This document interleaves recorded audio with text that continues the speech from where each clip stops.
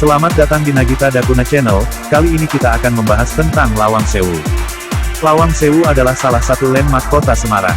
Dibangun pada 1904, bangunan cagar budaya dengan arsitektur khas Belanda ini berusia lebih dari 100 tahun. Bangunan yang juga pernah digunakan sebagai kantor pusat perusahaan kereta api Hindia Belanda. Setelah kemerdekaan kemudian digunakan sebagai kantor jawatan kereta api RI dan kini dikelola PT KAI. Dimanfaatkan sebagai objek pariwisata mulai tahun 2005, Lawang Sewu mengundang tingginya antusiasme wisatawan. Daya tarik dan aktivitas di wisata Lawang Sewu.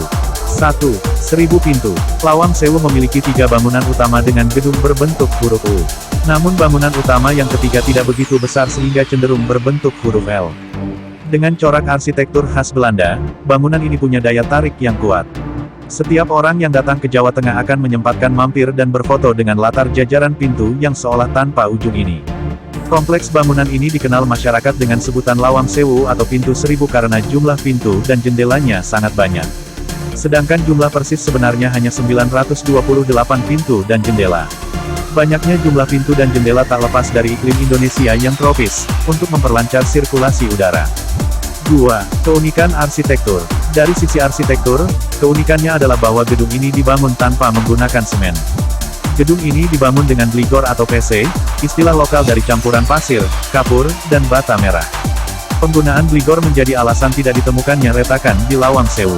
Bligor membuat bagian dalam ruang lebih sejuk. Konstruksinya tanpa besi untuk menghindari tekanan berat. Atapnya berbentuk melengkung setengah lingkaran tiap setengah meter untuk mengurangi tekanan. Struktur atap dari bata disusun miring seperti struktur jembatan. Hanya gedung B yang dibangun paling akhir tahun 1916 menggunakan besi dan material lokal karena Perang Dunia I di Eropa. Saat pengiriman barang dari Belanda lambat, diprioritaskan penggunaan barang lokal. Bata, genting, kaca, hingga ubin, menggunakan buatan Semarang dan sekitarnya. 3. Diorama. 2 bangunan utama berisi diorama dan berbagai macam benda-benda bersejarah tentang kereta api Indonesia. Di sini pengunjung dapat melihat museum, galeri, serta peta-peta dan foto-foto zaman dulu. Diorama ini menjadi penggambaran Semarang sebagai pusat kereta terbesar di Indonesia dan jurusan kereta api pertama, Semarang-Temanggung. Tujuan pembuatan kantor kereta api ini pada dasarnya untuk transportasi bahan mentah perdagangan Hindia Belanda. Kebutuhan tersebut berasal dari perkebunan paksa yang berasal dari daerah penghasil gula, kopi, dan tembakau.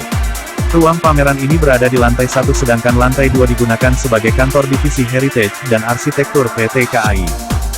4. Kaca mosaik. Salah satu lokasi favorit untuk berfoto saat ke objek wisata ini adalah dinding kaca patri berukuran tinggi 9 meter. Kaca patri mosaik ini berada di dalam gedung utama. Kaca yang terbagi menjadi 4 panel besar ini mencerminkan eksploitasi besar-besaran hasil alam Indonesia. Pada panel tengah bawah berjajar Dewi Fortuna dengan baju merah, roda bersayap lambang kereta api, dan Dewi Sri. Panel di atasnya adalah tumbuhan dan hewan yang menggambarkan Nusantara kaya akan hasil bumi. Ditambah simbol kota-kota dagang Batavia, Surabaya, dan Semarang. Sedangkan simbol kota-kota dagang Belanda, yakni Amsterdam, Rotterdam, dan Den Haag, berderet di panel kiri. Dan panel sebelah kanan menampilkan ratu-ratu Belanda. Tarif tiket masuk Lawang Sewu. Tarif untuk dewasa yaitu Rp10.000.